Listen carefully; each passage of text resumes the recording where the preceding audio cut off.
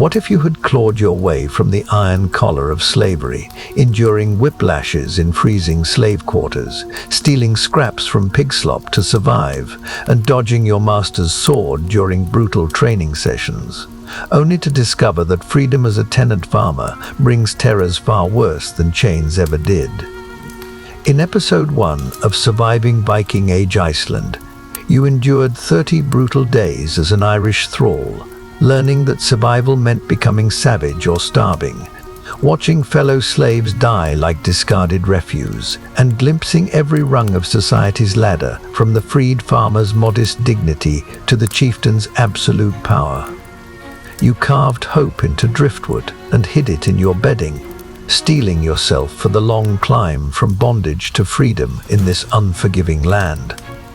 Now, in episode 2, The Farmer's Gamble, you wake as a freed tenant farmer on barren volcanic soil near Lake Thingvellir, where your first dawn of independence becomes poisoned by crushing reality. Rent is due, your fields may never yield enough grain to survive, and freedom means facing starvation completely alone. You'll battle ravens destroying your seedbed, merchants offering devil's bargains for your harvest, and the constant terror of choosing between different forms of death as you discover that independence comes with a price more brutal than slavery itself. Feel the weight of volcanic stones cutting your hands. Taste the bitterness of grass soup when pride cannot fill an empty belly, and experience the hollow victory of a successful harvest that guarantees next year's starvation. Close your eyes, feel the cold Icelandic wind on your face, and let yourself sink into the desperate world of medieval survival, where every dawn brings new choices between hunger, bondage, and the terrifying mathematics of freedom that may cost everything you fought to become.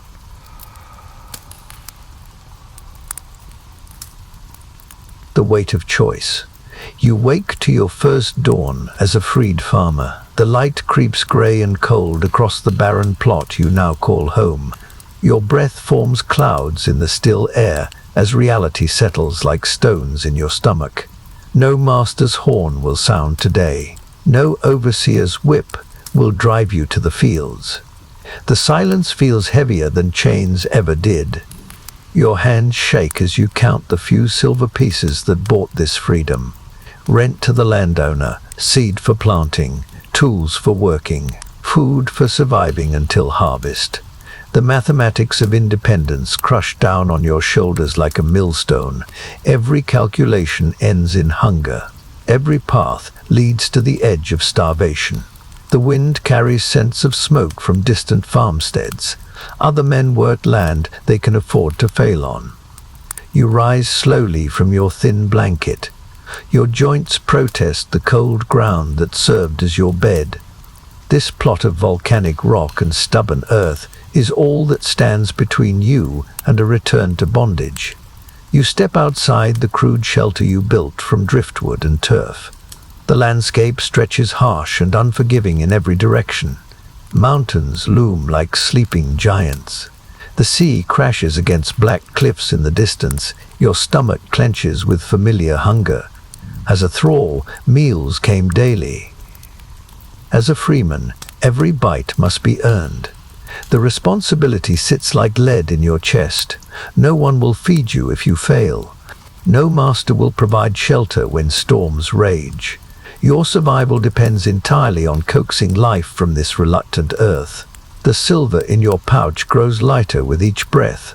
Time itself has become your enemy. You kneel and grab a handful of soil. It crumbles between your fingers like ash. Volcanic glass cuts your palms. The ground holds winter's chill deep in its bones. This is why the land was available to someone like you. This is why the price seemed almost fair. The earth here fights against every seed. Your former master's words echo in your memory.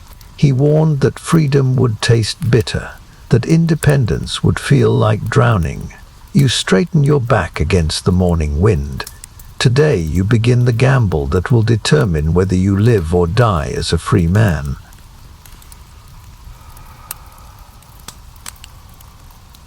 Barren ground. The iron blade of your borrowed plow scrapes against volcanic rock. Sparks fly as metal meets stone buried just beneath the surface. Your arms ache from fighting soil that refuses to yield. Every furrow costs you sweat and blood. The wooden handle grows slick in your grip. You pause to catch your breath.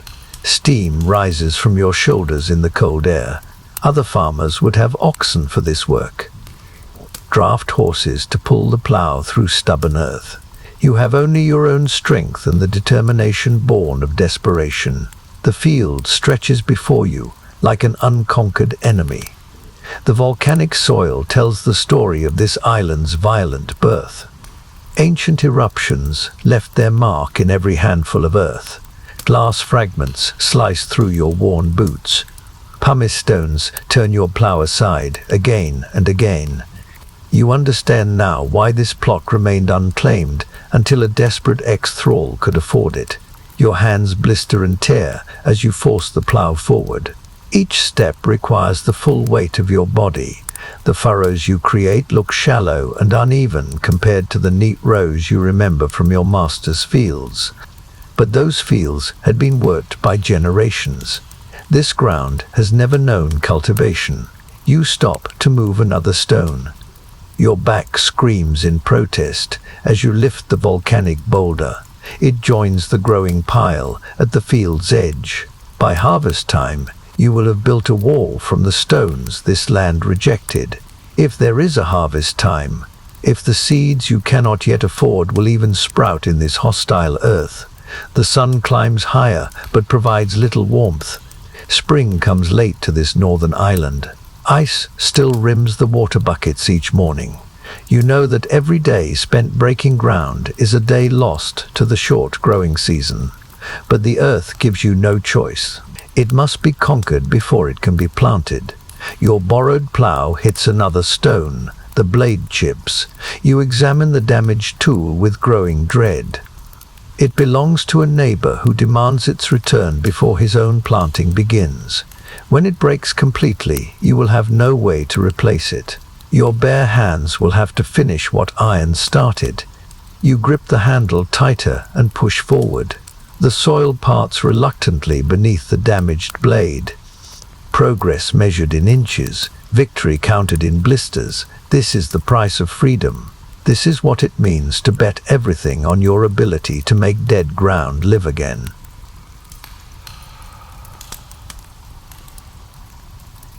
The seed gamble.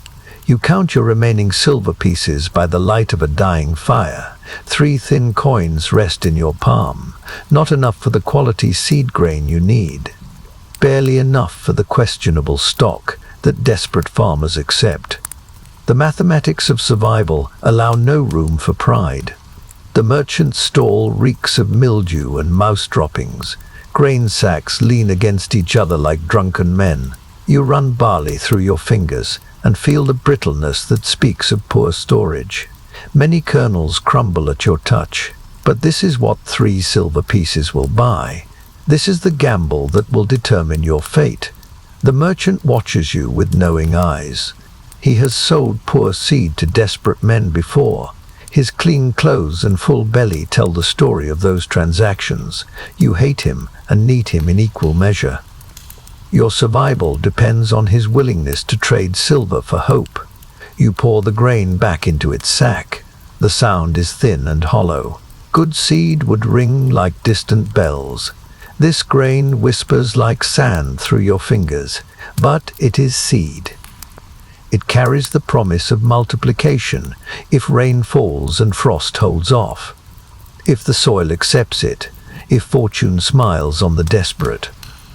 The merchant quotes his price without looking up from his ledger.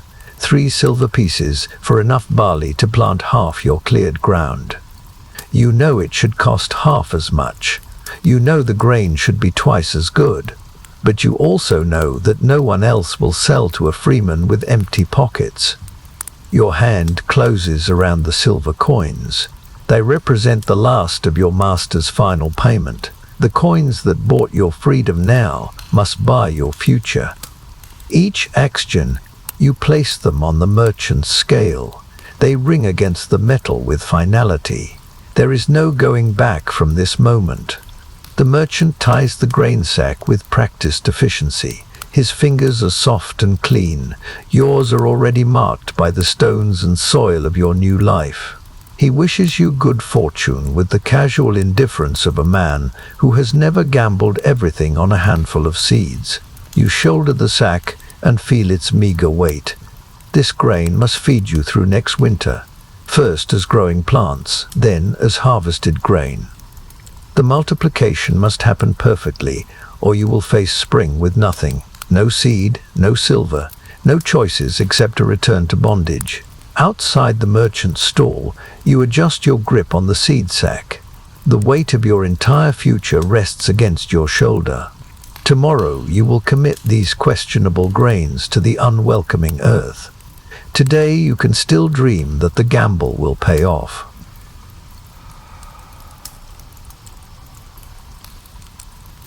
When the earth betrays. Dawn comes grey and bitter as you scatter the precious seed across your hard-won furrows. Each grain falls like a prayer into soil that feels hostile beneath your fingers. The barley disappears into dark earth that promises nothing. You cover each row carefully with volcanic ash and broken soil. Your hands shake with more than cold. The sprouting begins within days. Tiny green shoots push through the black ground like hope made visible. You count them obsessively. Each emerging plant represents survival. Each empty space threatens starvation. The mathematics of growth consume your every waking moment. Too few plants mean death by winter. You tend the fragile shoots with desperate care. Water carried from the stream in borrowed buckets. Weeds pulled by hand from around each precious plant. Stones cleared from pathways where growing roots might travel. This field has become more important than your own life. Without harvest, freedom becomes meaningless. The frost comes without warning, on a night that felt like spring. You wake to find your breath forming clouds inside your shelter. Ice rims every surface. The air bites at exposed skin like hungry wolves. You stumble outside to discover your worst fears realized in crystalline perfection. White death covers every green shoot. The barley plants that reached toward warmth now lie blackened and broken. Ice has turned hope into ruin overnight. You kneel among the frozen rows and touch the destroyed seedlings with numb fingers. Each one crumbles at your contact. The sun rises on a field of corpses. Weeks of growth eliminated in a single night. The seeds you bought with your last silver have become nothing more than expensive compost. Nature has taken your gamble and destroyed it with casual indifference. The earth cares nothing for human desperation. You sit among the ruined plants as morning warmth begins to melt the killing frost. Water drips from blackened leaves like tears. The soil that accepted your seed now holds only death. Your stomach clenches with hunger that will only grow worse. Winter will come whether you have harvest or not. The mathematics are simple and brutal. No crop means no food. No food means starvation or slavery. The frost has stolen your independence as efficiently as any master's chain. You have three choices. Find another way to survive, accept bondage, or die as a free man among the ruins of your hopes.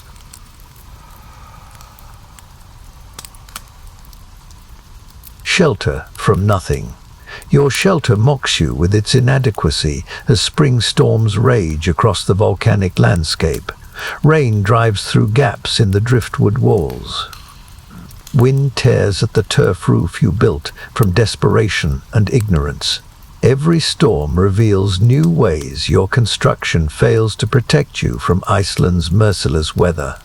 You huddle inside while water drips steadily onto your sleeping area. The wool blanket that serves as your only bedding grows heavier with absorbed moisture. Cold seeps through every crack and gap.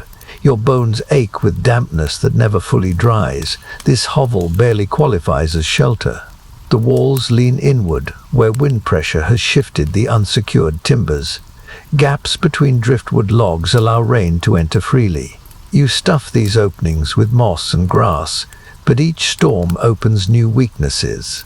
The roof sags where turf blocks have absorbed too much water and begun to slide. Materials for proper construction cost silver you don't possess. Quality timber requires purchase from landowners who charge premium prices. Iron nails and proper tools demand payment you cannot make. You built this shelter from scraps and desperation. It protects you like scraps and desperation do. You spend daylight hours in constant repair, replacing fallen turf blocks, repositioning shifted wall timbers, digging drainage trenches that fill with mud faster than you can clear them. The shelter consumes time and energy you need for other survival tasks. It serves you poorly while demanding everything. Other farmers' buildings mock your efforts with their solid construction and weatherproof design. Their walls rise straight and strong. Their roofs shed water instead of collecting it. They built with proper materials and skilled knowledge. You built with ignorance and empty pockets. Inside your failing shelter, you listen to wind that promises worse storms ahead. Summer will bring different challenges, but winter will test every weakness in your construction. Each gap that lets in spring rain will invite winter's killing cold. Your shelter must improve, or it will become your tomb. The irony burns like acid in your chest. You escaped one form of bondage only to become enslaved by inadequate shelter. Freedom means nothing if you freeze to death in a hovel. Independence becomes meaningless when independence cannot keep you alive through Iceland's brutal seasons.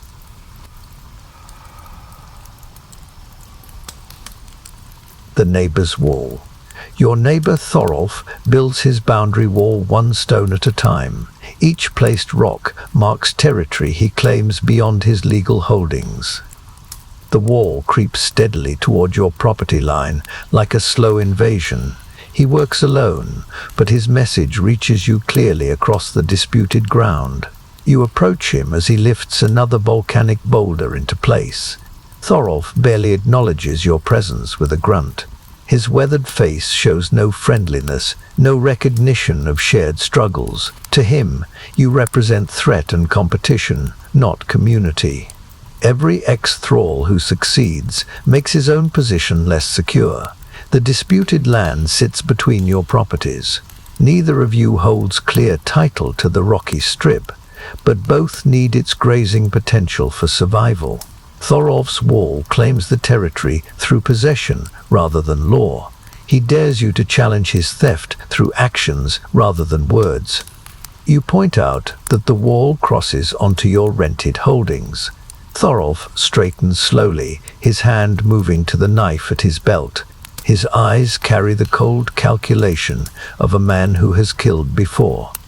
He suggests you prove ownership through combat if you question his boundary markers. Other neighbors gather to watch the confrontation.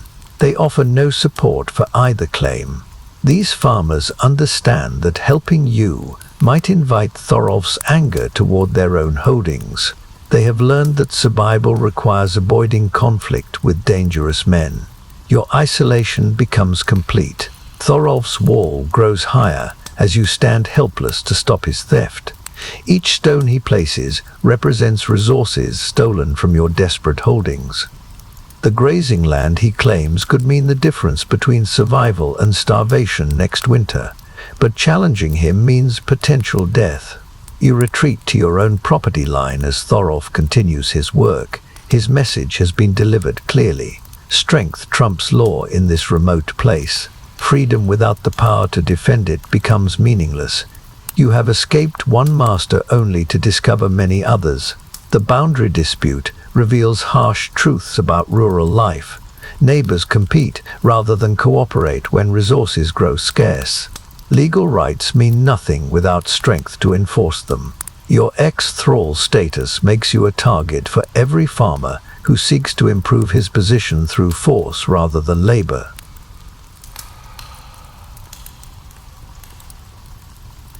ravens, and ruin.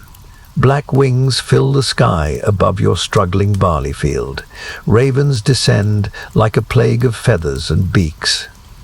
They tear at the green shoots with methodical destruction. Each plant they destroy represents a meal stolen from your winter survival. You watch your future being devoured one seed at a time. You grab your makeshift sling and rush into the field. The birds scatter momentarily before returning with renewed hunger. Volcanic stones fly from your leather pouch toward the raiders. Most shots miss. The few that connect barely discourage the feast. Ravens are intelligent enemies who learn your patterns quickly. Your aim grows wild with exhaustion and desperation. Standing guard becomes a battle of endurance against creatures that can outlast human strength. They attack in coordinated waves. When you drive off one group, another descends on the opposite side of your field. Sleep becomes impossible when every rest means crop destruction. The sling cuts into your fingers with each shot. Blisters form and burst and form again. Blood makes the leather slippery. Your throwing arm aches with constant use. But stopping means watching your only chance at survival disappear into black gullets. The ravens feast while you fight a losing war. You fashion crude scarecrows from driftwood and rags. The birds ignore these motionless threats after a few cautious approaches. They have seen too many human tricks to fear static displays. Only your active presence drives them away. You become a prisoner of your own field. Other farmers offer no help with your bird problem. They face their own battles against ravens and crows. Some even seem pleased that the scavengers focus on your crops instead of theirs. Survival has made neighbors into competitors. Your losses become their gains. Days pass in constant vigilance. You eat while walking patrol routes around the field. You relieve yourself without leaving your post. Sleep comes in brief moments between attacks. The ravens test your resolve with patient intelligence. They know exhaustion will eventually claim you. A quarter of your crop disappears into the endless hunger of corvid beaks. Each destroyed plant marks another step toward starvation. The mathematics of survival grow more desperate with every lost stalk. Ravens have stolen your margin for error along with your precious grain.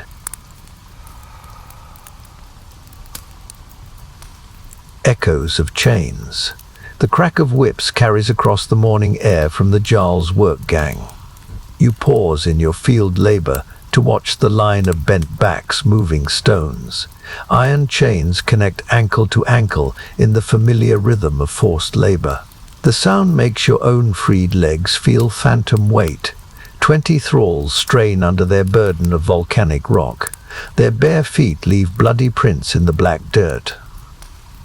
One stumbles and receives the lash across his shoulders. The leather leaves a red welt that will scar. You remember that pain with perfect clarity. Your hands shake as you grip your farming tools. These implements represent freedom, but the margin between independence and slavery grows thinner with each failed crop. One bad harvest could return you to those chains. The mathematics of survival allow no room for error. The overseer's voice booms commands in broken Norse. Irish accents reply with submission. Their words carry the same desperate obedience you once perfected. Survival as a thrall requires erasing all pride and dignity. You learn to become nothing to avoid punishment. A young thrall with familiar red hair catches your attention. His face mirrors your own features from years past. The same hollow cheeks and desperate eyes. The same careful movements designed to avoid notice. He could be your brother or your former self reflected in cruel time. The boy's whip scars cross his back in patterns you recognize. Fresh wounds overlay old ones in the endless cycle of punishment. His master finds fault with everything. Too slow carrying stones means the lash. Moving too quickly shows disrespect. There is no safe path for a slave. You touch your own healed scars beneath your rough tunic.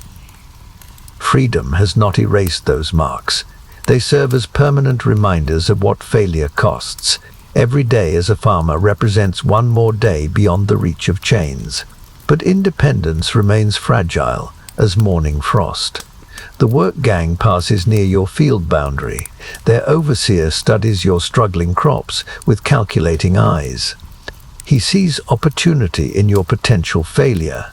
Debt slavery waits for farmers who cannot pay rent. Your freedom exists only as long as your harvest succeeds. The young thrall glances toward your field with desperate hunger. He sees the impossible dream of ownership, land that belongs to you rather than masters. But his chains prevent any movement toward that hope. Distance between you measures the gap between success and catastrophe. The gang moves on toward the Jarl's building site. Their chained steps echo in your memory. That rhythm once marked your days with endless repetition. Now it serves as warning. Farmer or thrall, freedom or chains, your fate depends on the mercy of soil and weather.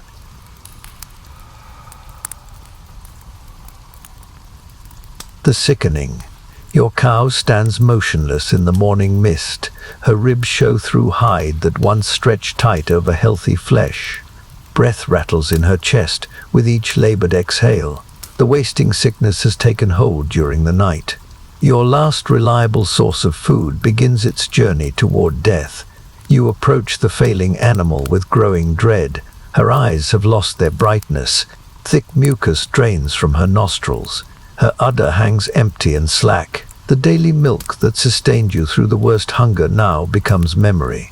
Winter survival grows more impossible with each shallow breath.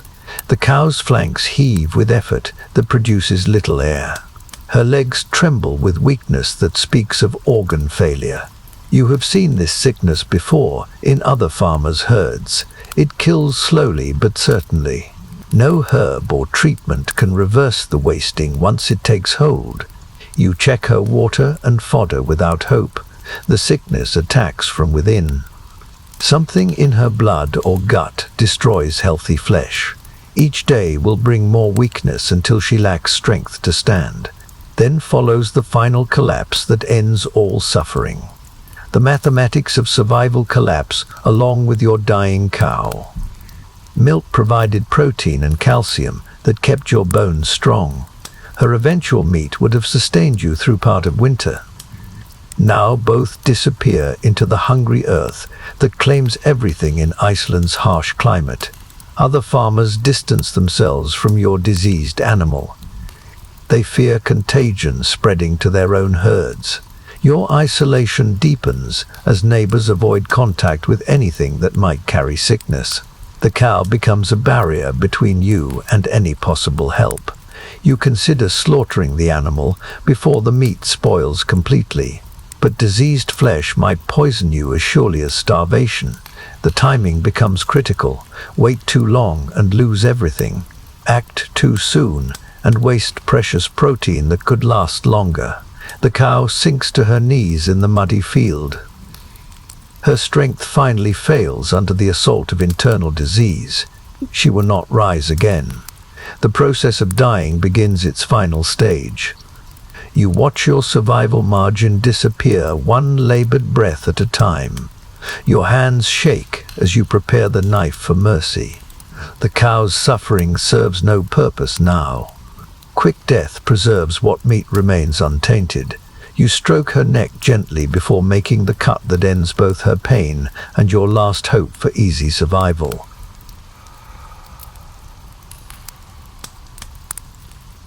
Landlord's shadow.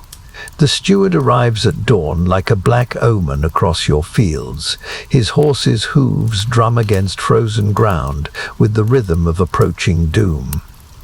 You recognize his purpose before he speaks. Rent collection has come early. Your landlord grows impatient with tenants who struggle to survive on his volcanic soil. He dismounts with practiced arrogance and surveys your meager holdings. His fine clothes mock your threadbare tunic.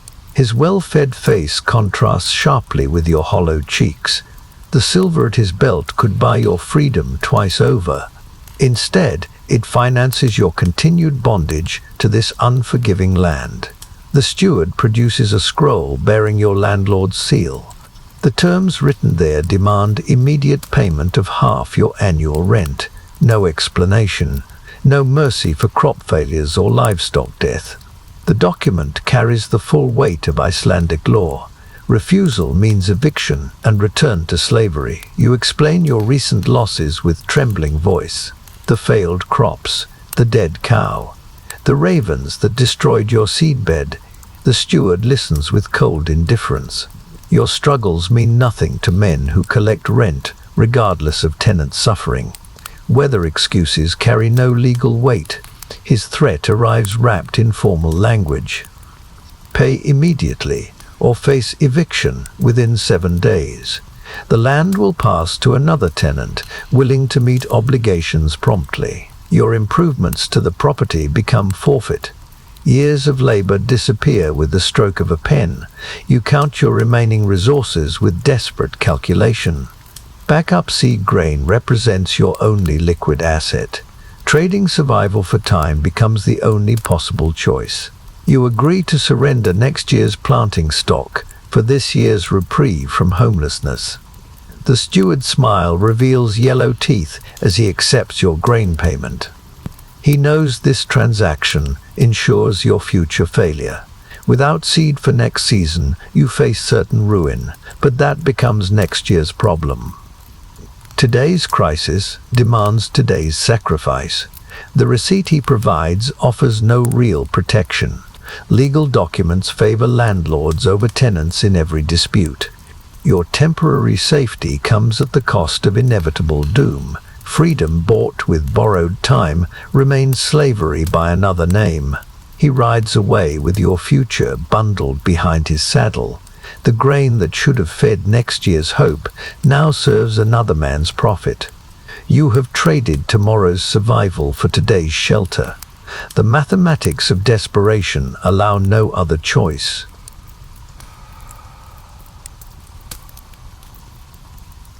Grass, soup and pride. Hunger becomes your constant companion as the last of your emergency stores disappear. Your stomach cramps with emptiness that grows worse each day. Pride cannot fill the void where food should go. Dignity offers no nutrition to a body consuming itself for energy. You kneel in the muddy field and pull grass from the volcanic soil. The green blades feel rough between your fingers. This is what survival looks like when all other options fail. You have watched cattle graze these same plants. Now you join them in their desperate feast.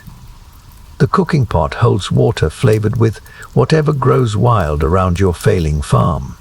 Grass and weeds boil into a thin gruel that smells of earth and desperation. Your mouth waters despite the unappetizing appearance. Hunger makes any food precious. Tree bark joins the mixture after careful preparation. You scrape the inner layer that sometimes sustains people through famine. The fibrous material requires long cooking to become edible. Even then, it tastes like wood and provides little nourishment. But it fills space in your empty belly. Your body weakens visibly as this diet fails to sustain proper nutrition. Clothes hang loose on your shrinking frame. Energy drains away like water through cracked stone. Simple tasks become monumental efforts. You understand how starvation kills slowly through exhaustion. Other farmers avoid your eyes when paths cross at the market. They recognize the signs of someone eating desperation soup. Your descent into real hunger marks you as dangerous. Desperate men steal and kill for food. Social isolation becomes complete. The grass soup burns your throat as you force it down. Your stomach rebels against the foreign matter. But you continue eating because stopping means death. Pride becomes a luxury you cannot afford. Survival strips away every pretense of dignity. You search for anything edible in the barren landscape. Roots that might contain nutrition, berries that could add sweetness to bitter meals, mushrooms that risk poison but offer hope of protein. The line between food and desperation blurs completely. Each spoonful of green liquid represents another day of life purchased with humiliation. You have become an animal foraging for survival. Freedom means nothing when it tastes like grass and tree bark. The hunger grows stronger with each inadequate meal.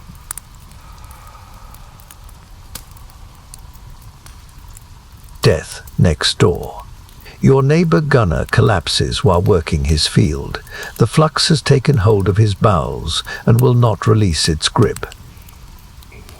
You hear his wife's wails across the boundary stones as she realizes her husband will not rise again. Death visits the desperate without warning or mercy. The sickness spreads through Gunnar's household like fire through dry grass. His children fall ill one by one. Their cries carry on the wind during sleepless nights. You understand that disease respects no boundaries between properties. Your isolation offers no protection from invisible killers. You watch from your own failing fields as Gunnar's family abandons attempts at normal farming. Survival becomes focused on nursing the sick and preparing for death. Their crops wither unattended. The same volcanic soil that challenges the healthy becomes impossible for the dying. Gunnar's corpse lies unburied for 3 days because his family lacks strength to dig the grave. The body swells and blackens in the spring sun. Carrion birds gather in increasing numbers. The stench of decay drifts across your property with every shift of wind. Your own health becomes precious beyond measure as you witness your neighbor's destruction. Every minor ache might signal the beginning of fatal illness. You examine your waste for signs of the bloody flux. Fear of disease consumes as much energy as actual sickness. The abandoned farm next door serves as constant reminder of mortality's proximity. Gunnar planted the same questionable seed you purchased. He fought the same ravens and frosts. His failure could easily become your own. Only chance separates the living from the dead. Wolves and wild dogs discover Gunnar's rotting livestock. They feast boldly in daylight hours. The sounds of scavengers tearing flesh echo across the empty fields. Nature reclaims abandoned holdings with ruthless efficiency. Your neighbor's dreams become carrion. You consider scavenging useful items from the abandoned farm. Tools and materials that Gunnar no longer needs. But approaching the infected property risks carrying disease back to your own holdings. Even death becomes quarantined by fear. The empty house stares at you with broken shutters like dead eyes. Wind whistles through gaps in the roof that will never be repaired. Gunnar's failure marks the landscape like a warning carved in stone. This could be your own future, written in decay and abandonment.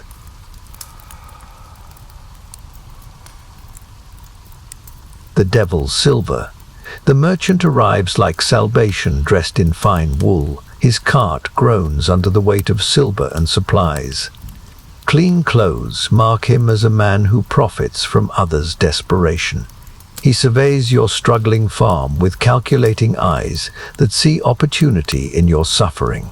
He knows your situation before speaking. Failed crops, dead livestock, empty stores that promise winter starvation. His network of informants tracks desperate farmers across Iceland. Your misery becomes his market intelligence. Survival makes you vulnerable to predatory bargains. The offer comes wrapped in sympathetic words. He will purchase your entire harvest in advance. Payment today. No risk from weather or pests. The contract guarantees your survival through the current crisis, but the price reflects your desperate position rather than fair value. You listen to terms that gut your future profits. Half the normal rate for grain that has not yet grown. The merchant assumes all the risk of crop failure, while claiming most rewards from success. This devil's bargain offers life at the cost of prosperity.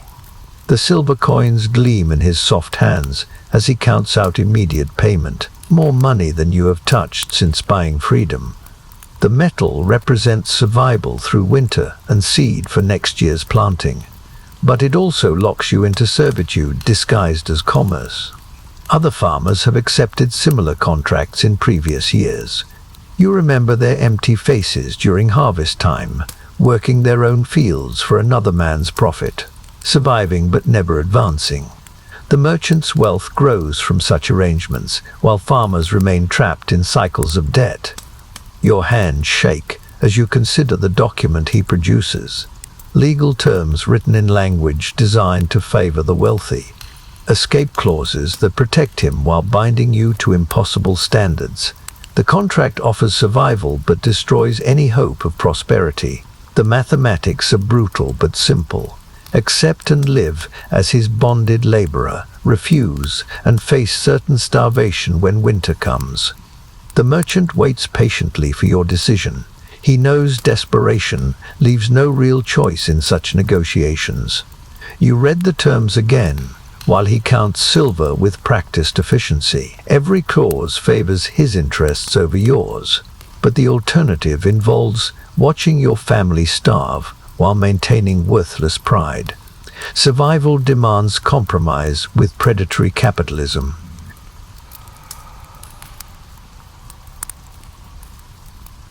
Shaking hands with fate. Your signature commits your future to parchment that smells of wealth and manipulation. The ink flows like blood from a mortal wound. Each letter binds you deeper into servitude, disguised as legitimate commerce. The merchant's smile reveals teeth yellowed by rich food you will never taste. The handshake seals your doom, with the warmth of silver coins passing between you. His grip feels soft and clean. Yours bears the calluses and scars of desperate labor. The contact marks the moment your independence dies beneath financial necessity. Freedom becomes an illusion you can no longer afford. The silver weighs heavy in your pouch as he loads his empty cart for the return journey. Real money for the first time since purchasing your manumission. But the metal feels tainted by the knowledge of what it truly costs. You have sold tomorrow's hope for today's survival. He explains the harvest timeline with business-like efficiency. When to cut the grain, how to bundle it for transport, where his agents will collect their property. Your crops become his possession from the moment ink dried on the contract. You work your own land as his employee. The legal protections favor his interests exclusively. Weather damage becomes your responsibility. Crop failure forfeits the advance payment. Any dispute must be settled in courts where merchant gold speaks louder than farmer testimony. You have no recourse against exploitation. Other farmers watch from their fields as the merchant's cart disappears toward town.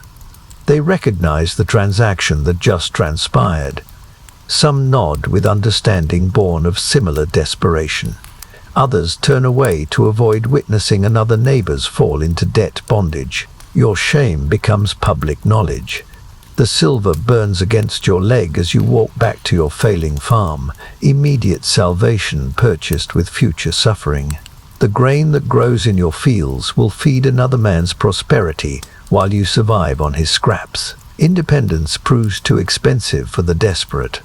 You count the coins repeatedly as evening falls. Enough to buy seed and basic food for winter, barely sufficient for survival if every penny stretches to its limit. The merchant calculated precisely how little he could offer while keeping you alive to fulfill the contract. Sleep comes fitfully as you clutch the pouch of silver. Dreams mix images of golden grain with chains that bind your hands. You have escaped immediate death only to ensure prolonged servitude. The devil's bargain always costs more than its initial price suggests.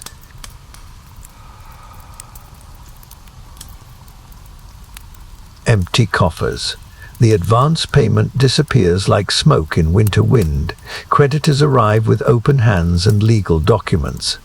The silver that promised salvation becomes insufficient to cover debts accumulated during your desperate months. Money evaporates faster than morning dew on volcanic stone. The landlord's steward claims his portion first. Rent owed from previous months, plus penalties for late payment. His receipt shows figures that consume half your advance before other creditors arrive.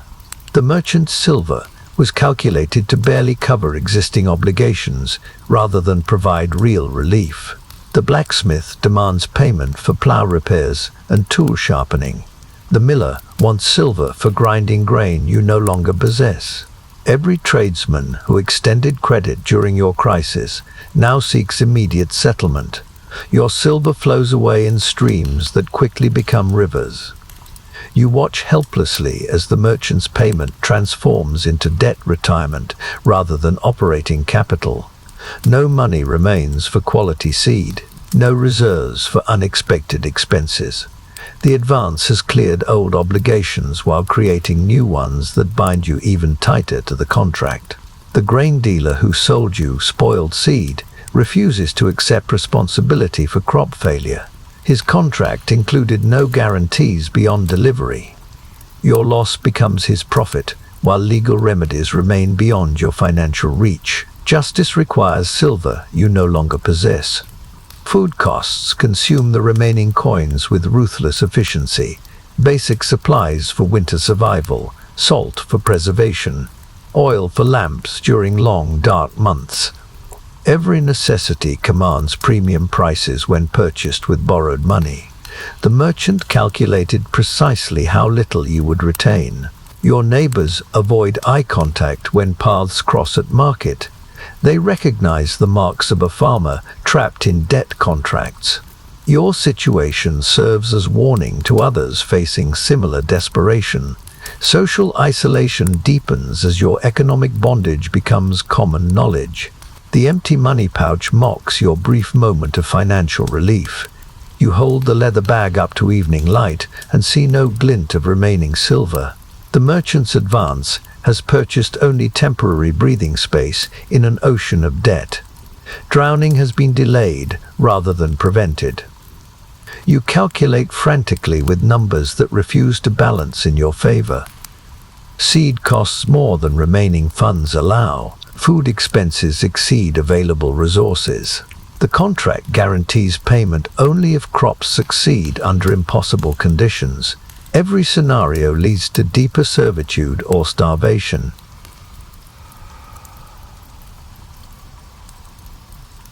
Beast of burden. Your plow horse collapses in the morning furrow with a sickening snap of bone. The animal thrashes briefly before lying still, her leg twisted at an unnatural angle. Steam rises from her heaving flanks as she struggles to understand why movement brings only agony. Your last beast of burden becomes useless meat overnight. You kneel beside the suffering animal and examine the break. Bone pierces through hide in a wound that will never heal. The mare that helped break your fields now lies broken herself. Her pain-filled eyes reflect your own desperation. Without her strength, the plow becomes an anchor too heavy for human hands. The mercy stroke comes quickly with your sharpest knife. Blood pools in volcanic soil that demands constant labor. The mare's death eliminates your ability to work the land efficiently. Every furrow must now be carved by human muscle alone.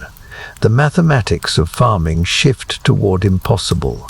You strap yourself into the plow harness like an animal. Leather bites into your shoulders as you lean forward against the weight.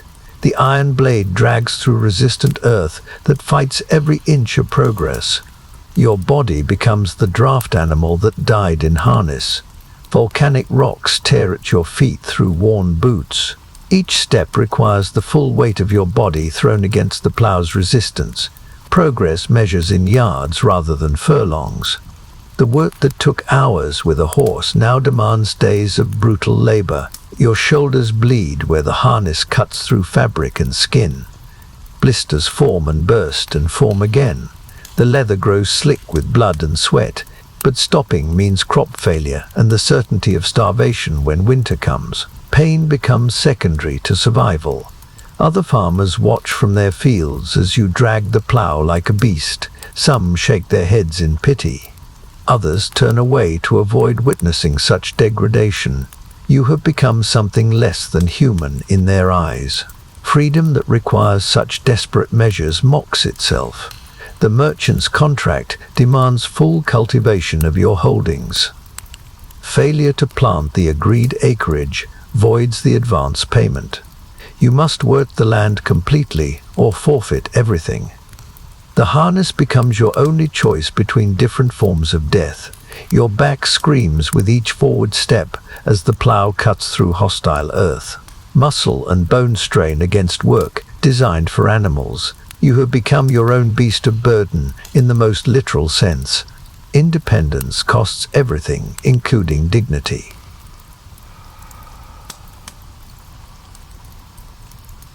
Ice from heaven. The sky darkens with unnatural speed as afternoon becomes evening in minutes. Clouds mass overhead like gathering armies. The air grows thick and heavy with the promise of violence. Your barley plants rustle nervously in the sudden stillness that precedes nature's assault. The first hailstone strikes your shoulder like a thrown rock. Ice the size of bird eggs begins falling from the black sky. You watch in horror as frozen death rains down on your growing crops. Each impact sounds like a hammer blow against your hopes for survival. You run toward your fields as hail pounds the earth with increasing fury. Ice stones shatter against volcanic rocks.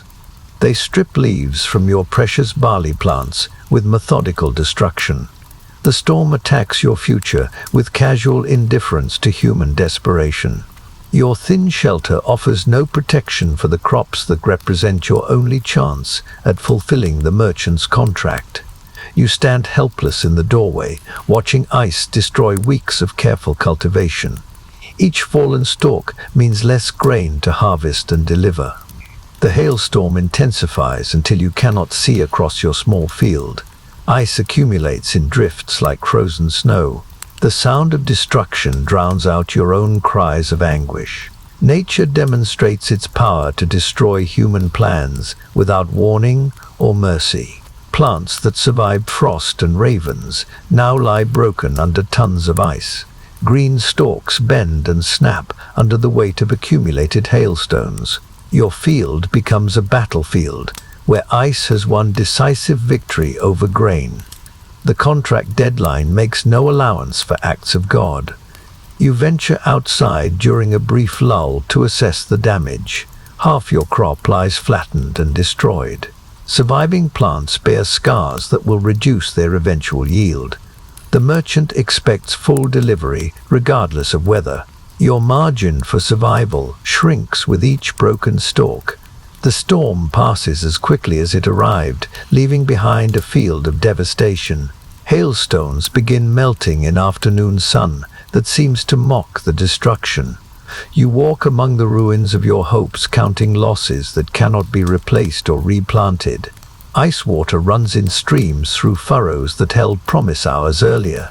The ground drinks melted hail while rejecting your attempts at cultivation. You understand that nature recognizes no contracts or human need. The merchant's demands remain unchanged despite heaven's assault on your fields.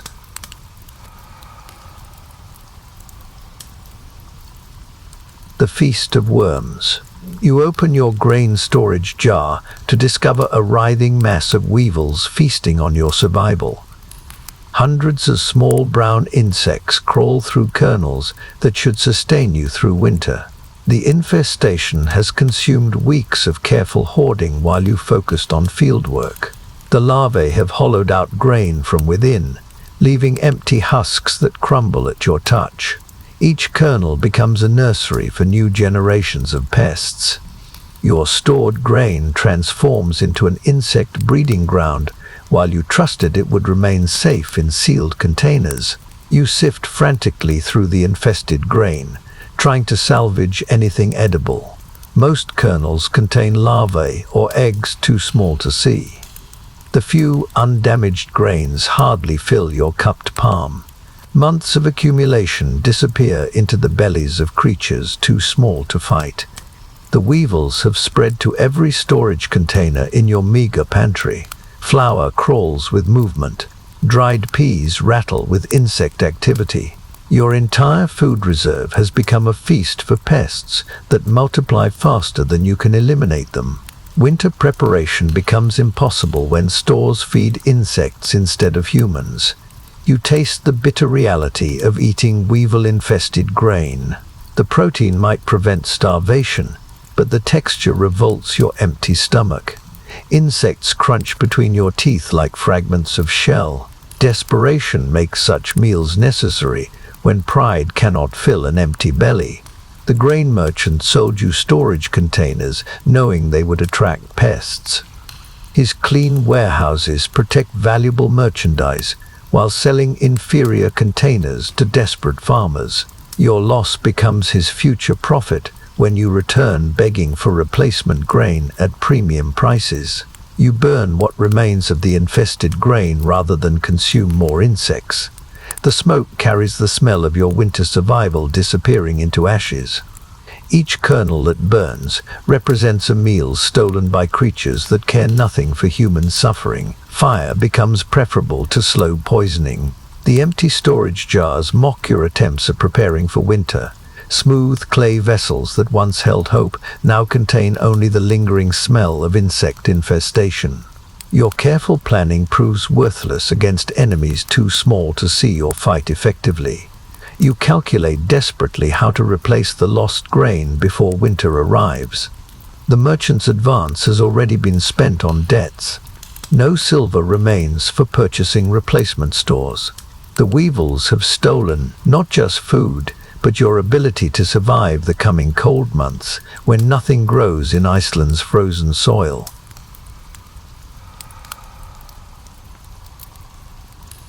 Tomorrow's bread. Your stomach cramps with hunger that gnaws like a trapped animal. The seed grain meant for next year's planting sits in its sealed pouch, each kernel representing future hope. But hope cannot sustain flesh that wastes away from present starvation. Tomorrow's promise battles today's desperate need. You hold the grain pouch in trembling hands. These seeds were purchased with borrowed silver. They represent your only chance at fulfilling the merchant's contract next season. Eating them guarantees future failure. But not eating them means dying before that future arrives. The barley kernels feel hard and real between your fingers. Each one could sprout into multiple stalks if planted properly, or each one could provide a few minutes of relief from the hunger that makes thinking impossible. The mathematics of survival become impossibly complex when every choice leads to different forms of death. Your mouth waters as you pour a handful of seed grain into your palm. The kernels look identical to eating grain. Your starving body recognizes food regardless of its intended purpose. The line between survival and suicide blurs when hunger overrides all other considerations. You chew the first kernel slowly, savoring the taste of grain that could have fed you for weeks as a growing plant. The seed cracks between your teeth like a breaking promise. Each kernel consumed today steals multiple meals from next year's harvest. But next year means nothing to a corpse. The guilt tastes worse than the grain as you swallow seeds meant for planting. You are eating your own future with each desperate bite. The merchant's contract becomes impossible to fulfill when the means of fulfillment disappear into your empty stomach. But empty stomachs make poor planners. You ration the seed grain carefully, taking only enough to silence the worst hunger pangs. Each kernel consumed must be weighed against the reduced chance of future survival.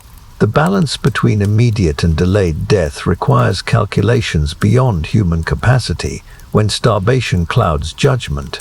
Other farmers have faced this same choice in desperate times.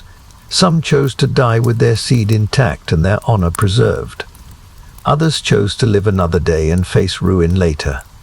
Neither choice offers real victory. Both lead to different forms of defeat. The remaining seed grain looks insufficient for proper planting, even if you stop eating it immediately. Your field requires more grain than remains in the pouch. You have already compromised next year's harvest for today's survival. The damage cannot be undone through willpower alone.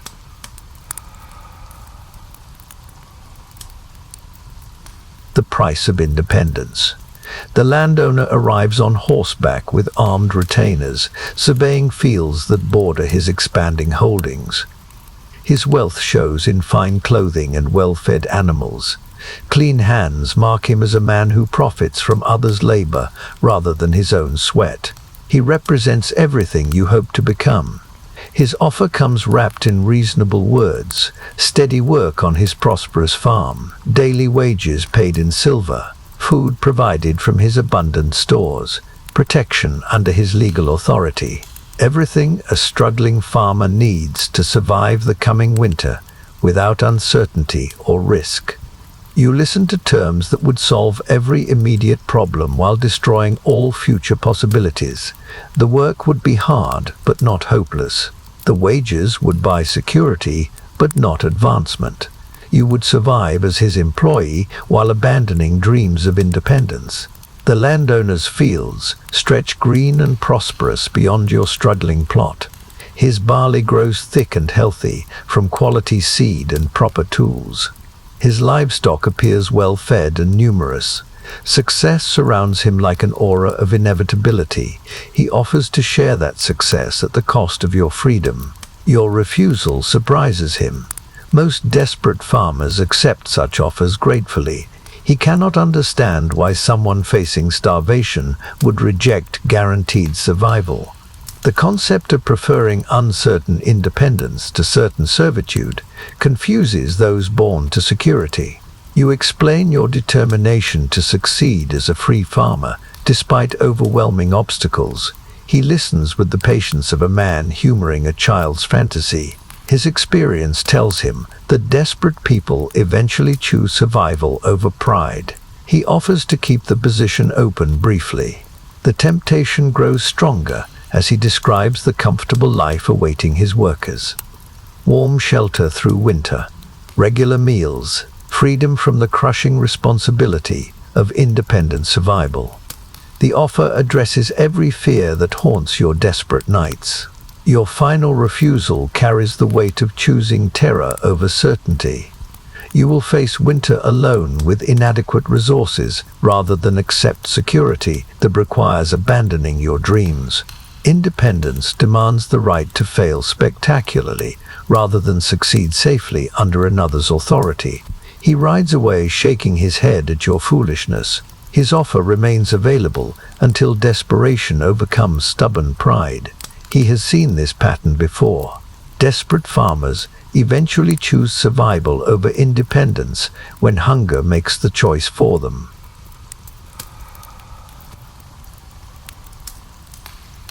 When friendship dies.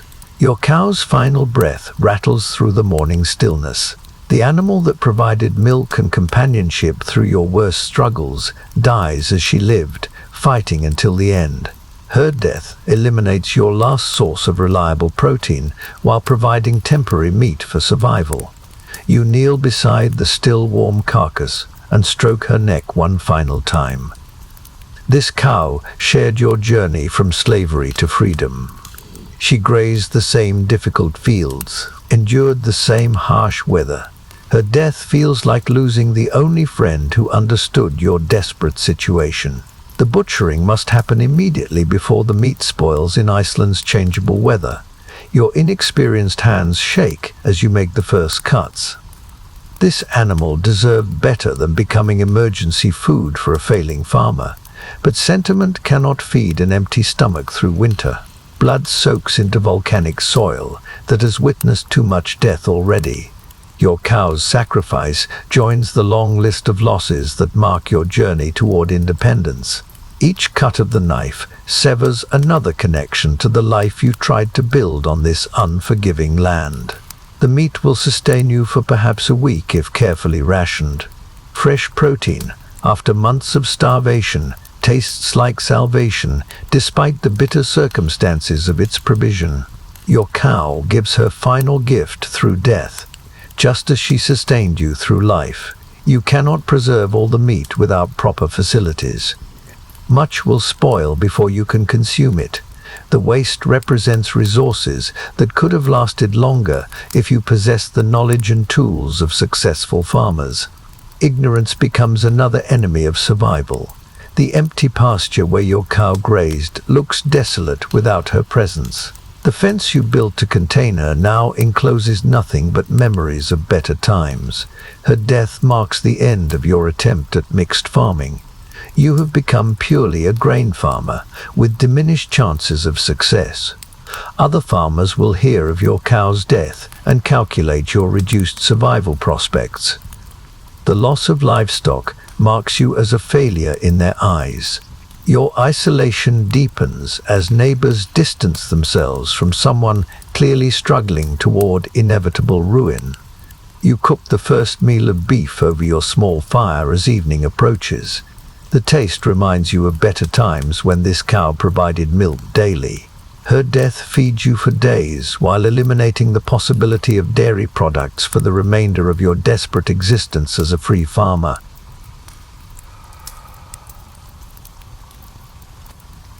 The warrior's offer. The warrior landowner arrives with his retinue like a vision from another world. Their horses gleam with good feeding and careful grooming.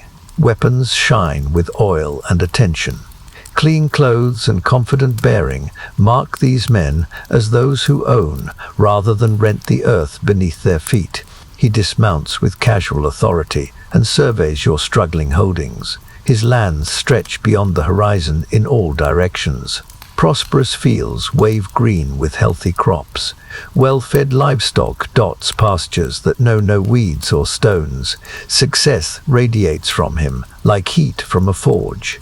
The offer comes without preamble. Work his lands as a paid laborer, daily wages in silver, food from his abundant stores. Shelter in buildings that keep out wind and rain. Security under his protection from bandits and raiders. Everything a desperate farmer needs, wrapped in reasonable terms. You listen to the proposal while acutely aware of your own appearance. Ragged clothes, hollow cheeks, hands stained with soil and desperation. The contrast between his prosperity and your failure could not be more complete. He offers to bridge that gap through employment. His workers eat regularly and sleep warm. Their children grow strong on milk and meat. Women weave wool instead of eating grass soup. The security he provides comes from owning enough land to weather any single disaster. His offer represents everything you dreamed freedom would provide. The wage he quotes would solve every immediate problem.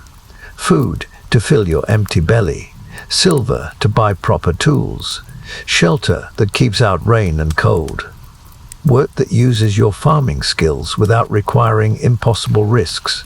A life of comfortable servitude instead of desperate independence. You watch his retinue wait with patient confidence. These men serve by choice rather than compulsion. They carry themselves with dignity that comes from knowing their place in a successful hierarchy. Employment under such a master offers honor alongside security. The temptation grows stronger as you calculate what his offer represents. An end to hunger and constant fear, warm clothes and full granaries. The peace that comes from letting someone else bear responsibility for survival. Freedom from the crushing weight of independence. His eyes show understanding of your situation. He has made this offer to desperate farmers before. Some accept immediately. Others require more suffering before choosing survival over pride. He can afford to wait, while desperation makes your choice inevitable.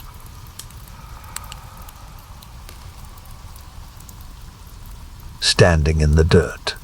Your refusal surprises him. Most men facing starvation leap at such generous offers.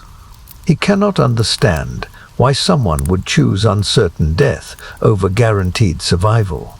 The concept of preferring terror to security confuses those born to wealth and power.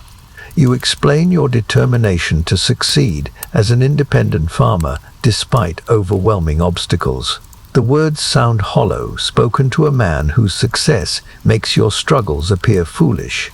But the refusal comes from something deeper than logic or calculation. He listens with the patience of someone humoring a child's fantasy. His experience tells him that desperate people eventually choose survival over abstract principles. Pride makes poor company during winter storms. Honor provides no calories when granaries stand empty. The landowner's puzzlement shows in his weathered face. He sees a failing farmer rejecting salvation for no rational reason.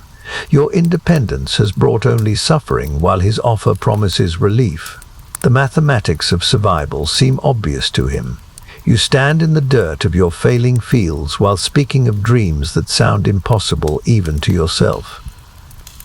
Owning land instead of renting it, building wealth instead of merely surviving, rising above your origins through determination rather than accepting your place in the hierarchy. His final offer includes advancement possibilities for exceptional workers, overseer positions, shares in profitable ventures, a path upward within his organization that could lead to prosperity under his protection. Everything except the independence you value above survival itself. The rejection carries weight of choosing terror over certainty. You will face winter alone with inadequate resources rather than accept security that requires abandoning your dreams. Independence demands the right to fail spectacularly rather than succeed safely under another's authority. He mounts his horse with the air of a man who has fulfilled his obligation to a desperate neighbor. The offer remains open until hunger overcomes stubborn pride. He has seen this pattern before. Desperate farmers eventually choose survival when abstract principles collide with empty stomachs. The dust from his departure settles over fields that may never yield enough grain to justify your choice. You have refused salvation to maintain the freedom to starve as an independent man. The mathematics of such decisions defy rational explanation, but define what freedom truly costs.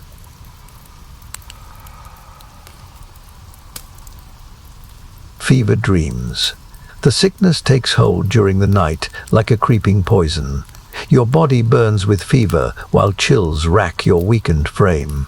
Malnutrition has left you vulnerable to every illness that stalks the desperate. Disease recognizes weakness and strikes without mercy when resistance fails.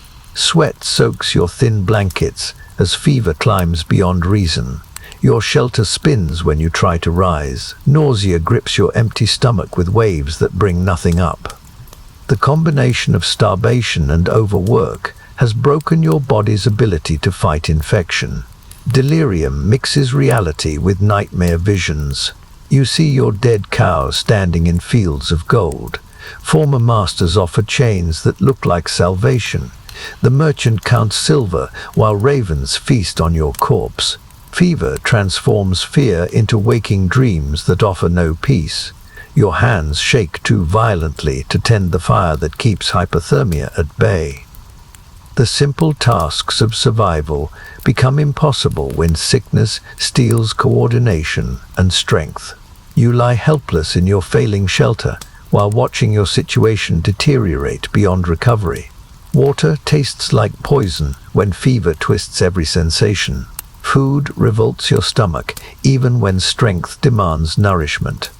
The fever feeds on itself while starving your body of everything needed for healing. Recovery becomes impossible when illness prevents the care that might restore health. Prayer offers the only comfort available to someone too sick to work and too poor for medicine.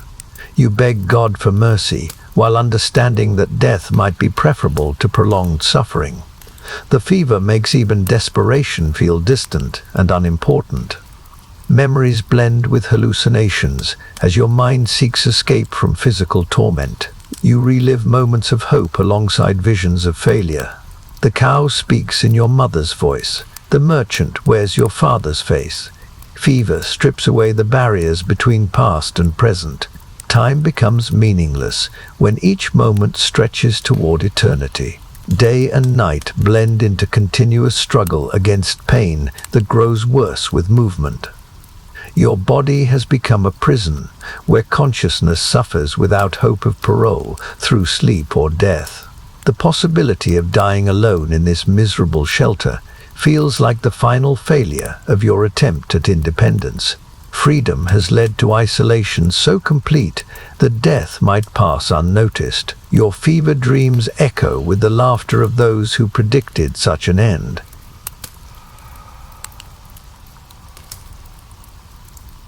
Harvest moon rising. The fever breaks on the day your barley finally ripens. You stumble from your sickbed to find golden stalks waving in autumn wind. The crop has succeeded despite every obstacle. Nature has granted the miracle you needed to fulfill the merchant's contract. Victory tastes bitter when it comes at such cost. Your weakened hands shake as you begin the harvest. Each stalk cut represents survival purchased through months of suffering. The grain that fills your baskets will satisfy the merchant's demands while leaving nothing for your own winter survival. Success feels like another form of failure. The arithmetic of the harvest reveals harsh truths. You have grown exactly enough grain to fulfill the contract terms, with not a single kernel remaining for food. The successful crop becomes a hollow victory that guarantees future starvation. Independence has led to a different form of bondage. You work alone in fields that should celebrate abundance. Other farmers gather their harvests with family and neighbors. Your isolation makes even success feel like defeat.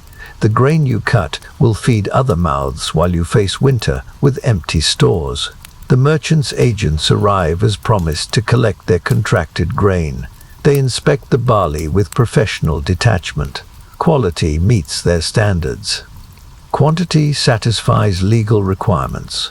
Your desperate labor has produced exactly what they demanded and nothing more. Loading grain onto their carts feels like watching your life's work disappear. Each sack represents weeks of cultivation and care. The golden kernels that should sustain you through winter become someone else's profit.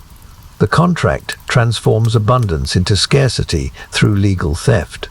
The moon rises full and bright over empty fields that once held promise. Harvest moon traditionally celebrates agricultural success. For you, it illuminates the mathematics of exploitation disguised as commerce. Freedom means choosing which master claims your labor. You stand among harvested stubble, calculating the impossible equation of survival. The merchant's payment will arrive soon. Silver that must purchase food to replace the grain you just surrendered. The economics ensure perpetual servitude disguised as independence. The hollow victory tastes like ash in your mouth as evening settles over barren fields. You have succeeded in every technical sense while failing to achieve actual survival. The crop that should have secured your future becomes proof that freedom requires more than hard work and determination.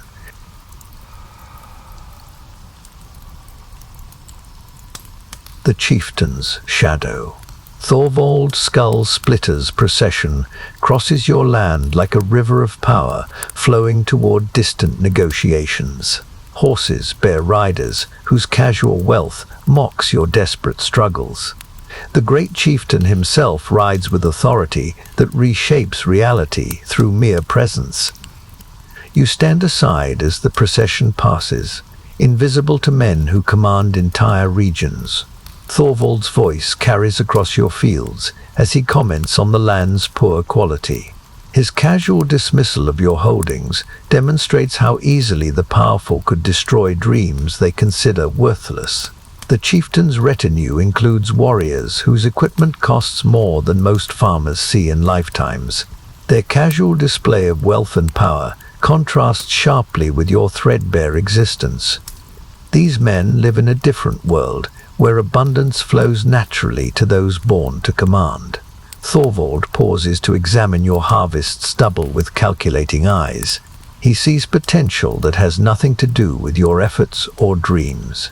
To him, this land represents resources that could serve greater purposes under different management. Your tenancy becomes a temporary inconvenience. The conversation you overhear chills your blood more effectively than winter winds. Land redistribution, tenant consolidation, economic efficiency, legal terms that translate to the destruction of small farmers like yourself. progress that requires eliminating those who cannot adapt. His words carry the weight of absolute authority. When Thorvald speaks of changes, the changes happen. Legal precedent and traditional rights mean nothing against the will of someone who commands both military and legal power. Your fate hangs on his casual whims. The chieftain's men discuss your situation with detached professionalism. Failed farmers represent inefficient land use that prevents proper development. Individual suffering matters less than systemic improvements that benefit the powerful. Economics trumps sentiment in their calculations. You remain motionless as the procession continues toward more important destinations. Your presence barely registers in their awareness. The great chieftain rides past like a force of nature that could crush you without noticing the impact. Power operates on scales beyond human comprehension. The dust settles after their departure, but their words linger like poison in the air. Your successful harvest means nothing if legal changes eliminate tenant farming entirely. Independence becomes meaningless when those who write laws consider your existence an obstacle to progress.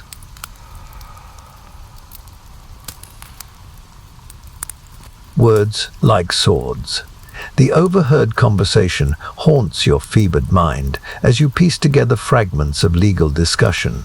Land grants to loyal warriors, tenant consolidation for economic efficiency, legal proclamations that could reshape the entire system of agricultural holdings, words that cut deeper than any blade. Thorvald spoke of tenant farmers as temporary inconveniences, small holdings that prevent proper land development, individual struggles that mean nothing compared to systemic improvement serving powerful interests. Your freedom exists only until it becomes inconvenient to those who rule. The legal mechanisms for change already exist within Icelandic law. The Althing can redistribute holdings through eminent domain. Traditional tenant rights mean nothing against proclamations justified by economic necessity. Progress requires eliminating those unable to adapt to new realities. You understand now that your desperate efforts to succeed as an independent farmer fight against forces beyond your comprehension. The game itself is changing in ways that make small players irrelevant. Success at the old rules becomes meaningless when new rules eliminate your position entirely. The chieftain's casual mention of your fields as worthless reveals how power views your struggles. Years of suffering to break volcanic soil become irrelevant when measured against alternative uses. Your life's work represents wasted potential in their calculations. Legal precedents support land redistribution when justified by economic arguments. Failed farmers prove inefficient land use that harms overall productivity. Individual rights yield to collective benefits as defined by those who profit from change. Justice serves power rather than protecting the vulnerable. The timeline for such changes operates beyond your immediate survival concerns. Legal proclamations require formal processes that unfold over seasons rather than days.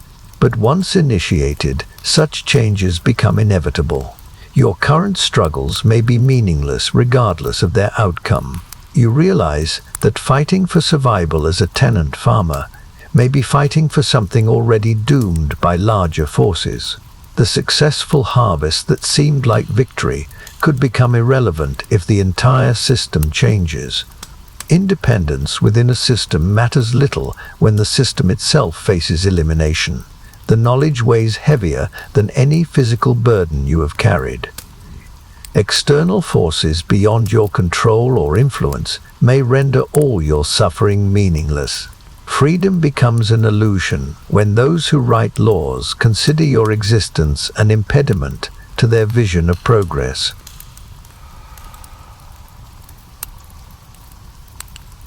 The hollow victory.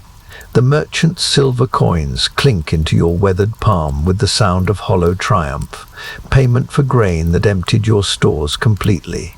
Success measured by contracts fulfilled rather than survival secured. The mathematics of exploitation disguised as legitimate commerce.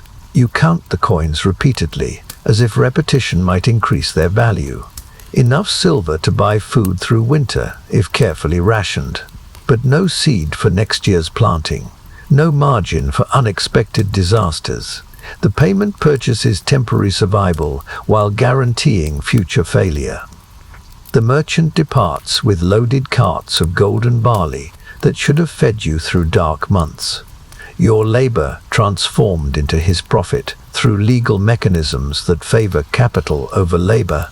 Independence becomes another word for sophisticated slavery when contracts control every decision. The empty granaries mock your successful harvest. Wooden bins that held promise now contain only the lingering smell of departed grain. Your crop succeeded beyond expectation, while your situation grew more desperate. Victory tastes like defeat when success serves other masters. You stand in fields stripped bare by fulfillment of legal obligations. Stubble stretches toward horizons that offer no hope of different outcomes. The land that broke your body yields wealth for others, while promising you only continued suffering disguised as freedom. The silver weighs heavy with the knowledge of what it represents. Blood money paid for your own destruction. Compensation for labor that enriches predators while impoverishing producers. The merchant's payment becomes evidence of systematic theft disguised as commerce. Other farmers witness your hollow triumph with knowing eyes. They recognize the mathematics that transform successful harvests into guaranteed failure. Your situation serves as warning to any who believe hard work leads to prosperity. The system rewards different virtues entirely. The coins grow warm in your palm as you calculate impossible budgets. Food costs that exceed available funds. Seed prices that require silver already committed to survival. The successful harvest has trapped you more completely than outright failure ever could. Evening settles over empty fields with the weight of accomplished futility. You have succeeded in every technical sense while failing to achieve actual security.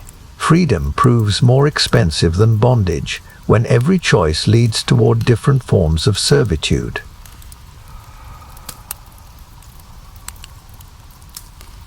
Silver and starvation. The market's prices mock your silver coins with cruel mathematics. Grain costs more than the merchant paid for your harvest. Winter supplies demand funds that exceed your payment entirely. The economics ensure perpetual debt disguised as fair exchange. You calculate desperately with numbers that refuse to balance in your favor. Food for 3 months costs 4 months' worth of silver. Seed for next year requires money already spent on this year's survival. Every equation leads toward deeper poverty despite successful farming. The grain dealer offers credit at crushing interest rates. Silver borrowed against future harvests that may never materialize. Each transaction deepens the trap while maintaining illusions of choice. Debt becomes the new chain that binds supposedly free farmers. Your silver disappears into merchants' coffers like water through broken stone. Payment for basic necessities that should have come from your own fields. The successful harvest becomes irrelevant when its proceeds cannot purchase adequate survival. Other customers in the market avoid your desperate negotiations. They recognize the signs of someone trapped between impossible choices. Your situation serves as entertainment for those with full granaries and stable prospects. Desperation becomes a public spectacle. The remaining coins dwindle toward nothing as winter's demands accumulate. Lamp oil, salt for preservation, cloth for repairs. Every necessity commands premium prices when purchased by someone with no alternatives. Poverty multiplies costs while reducing resources. You understand now why the merchant's contract seemed generous. He calculated precisely how little payment would sustain you through one season while ensuring dependence for the next. Sophisticated exploitation wrapped in legal legitimacy and fair-dealing rhetoric. The empty money pouch tells the final story of your hollow victory, success that impoverishes the successful while enriching those who control commerce. The silver coins purchased survival at the cost of future independence. Freedom becomes increasingly expensive with each transaction. Night falls on calculations that offer no solutions. The merchant's payment has purchased temporary breathing space in an ocean of debt. Tomorrow brings new choices between different forms of failure. Independence proves too costly for those who must sell their labor to survive.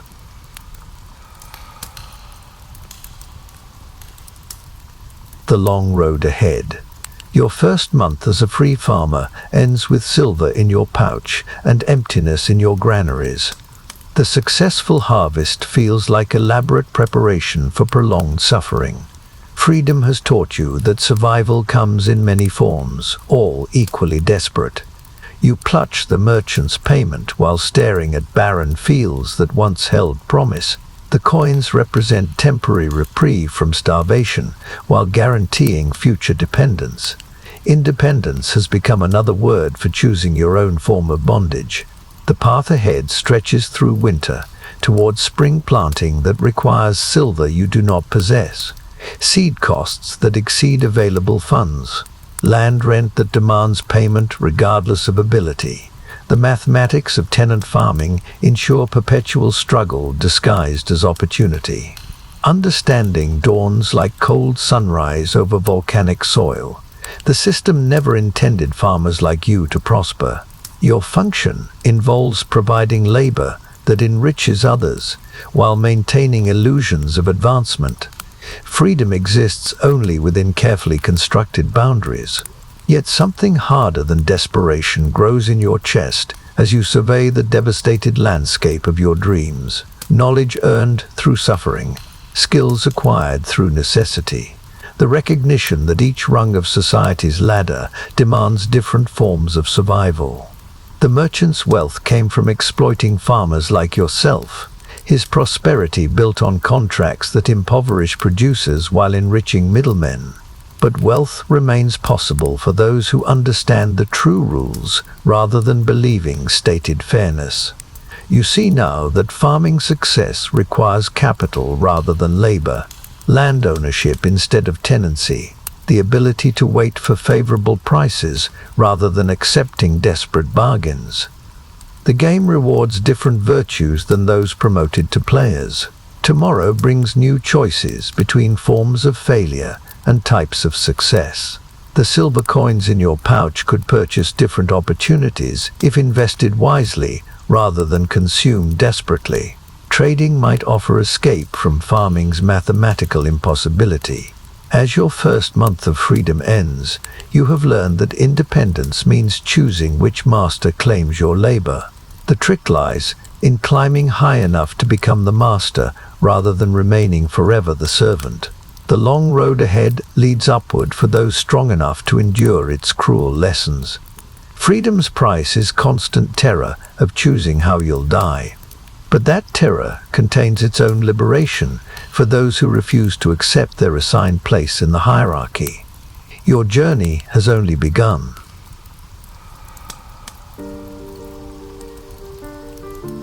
Congratulations, determined farmer. You've survived the brutal 30 days of episode 2, enduring the hollow mathematics of tenant farming, where success feels like elaborate preparation for suffering, and learning that freedom's price is the constant terror of choosing how you'll die. You've weathered ravens destroying your crops, merchants stealing your future through predatory contracts, and the crushing realization that independence within an exploitative system is still a form of bondage. From the killing frost that blackened your first sprouting barley to the chieftain's casual words threatening your very existence, you've discovered that each rung of society's ladder demands different forms of survival, and that the path upward requires understanding the real rules rather than believing the stated ones. But your journey has only begun. Join us for episode 3, The Trader's Gamble, where you finally escape the mathematical impossibility of farming to become a wealthy merchant, commanding ships full of walrus ivory and Arctic fox furs. Yet with prosperity comes new terrors. Pirates hunting your cargo, rival traders blocking harbors demanding tribute, and the constant knowledge that wealth only paints a larger target on your back as you navigate treacherous foreign ports where one wrong move means torture and death. Experience the weight of silver arm rings, the sting of salt spray on profitable voyages, and the paranoid calculations of someone who has climbed high enough to understand that each step up fortune's ladder only reveals new and more terrifying ways to fall. If you've survived this brutal medieval journey and crave more immersive historical survival, please give this video a like. Subscribe to our channel for the complete Viking Age Iceland series, and ring that notification bell so you never miss an episode of humanity's most unforgiving survival stories. Your support helps us craft these detailed historical adventures that transport you through time itself. Sweet dreams, survivor. Tomorrow brings new challenges in the merchant's deadly game.